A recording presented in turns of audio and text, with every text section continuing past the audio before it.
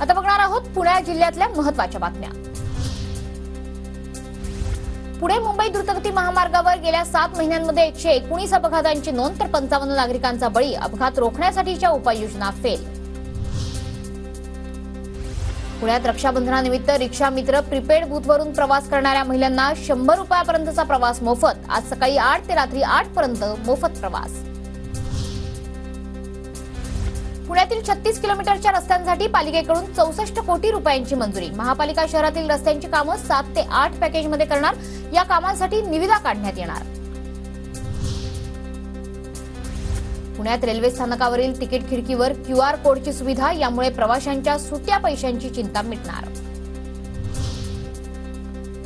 पुणे महापालिकेकडून 4.5 लाख मिळकतीचा सर्व्हे पूर्ण। भाडेकरू राहत असलेल्या मिळकतींना 40% सवलत मिळणार नाही। भेंडी, गवार, वांगी आणि घेवडा स्वस्त झाला। पुण्यातील गुलटेकडी मार्केट यार्डात भाज्यांची आवक वाढल्यानं दरांमध्ये घसरण। मात्र कोथिंबीर, मेथी, शेपू आणि कांदा पात महागली। गुलटेकडी मार्केट यार्डातली पालेभाज्यांची मागणी वाढल्यानं दरही कडाडले।